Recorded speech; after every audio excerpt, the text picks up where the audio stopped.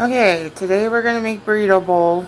So you need 2 pounds of meat. I've got a ground turkey that's lean and a heavier fat ground beef, 2 cans of black beans, a can of diced tomatoes, a generic can of Rotel, a can of diced green chilies, and beef bouillon, caldo de res by Knorr, cumin, and garlic powder. You can also use a couple of packs of taco seasoning if you prefer that, and not use this stuff. Okay, I've got the turkey and the beef in the pan. I'm going to sprinkle a lot of garlic powder. You can also use like minced diced garlic or fresh garlic. I find it more, I'm going to put some cumin in there. I find it more efficient with my time and my money to use regular seasonings instead of like the fresh stuff. But my philosophy is use, and then I'm putting in the beef bouillon. My philosophy is use the best ingredients you can afford. If you can afford dry spices, get those. If you can afford fresh stuff, get that. So we're going to mix this all really good.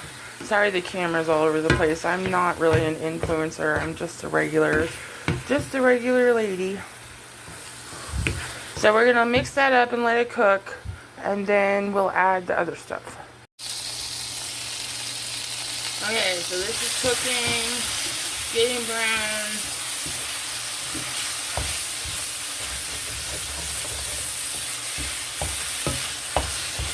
I like to get some really brown parts on it. So what you can do while this is cooking is you can drain and rinse your black beans. I like to bulk this up with beans, pinto beans, black beans, whether you make them from homemade or use them in a can. If you get them out of the can, you gotta rinse and drain them. Black beans are a great source of fiber and protein, but if you're watching your carbs, watch the beans, because beans also do have a lot of carbs. So one thing I like about this recipe is I can use things that I've gotten at the food bank. So you get a lot of diced tomatoes, tomato sauce, that sort of thing from the food bank. I always buy generic brands when I'm buying stuff. And this is another really great way to use up those dried beans you get from the food bank. You can stretch this with lentils. Lentils are really quick and easy to cook with the same spices. Also, the black beans or the pinto beans, just throw them in the crock pot or the Instant Pot.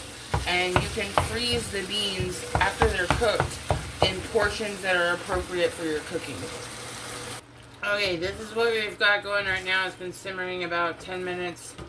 You just want to simmer a lot of that liquid off.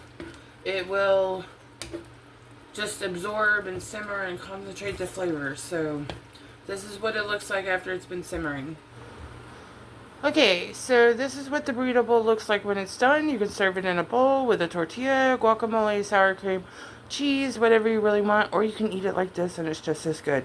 Y'all have a nice day.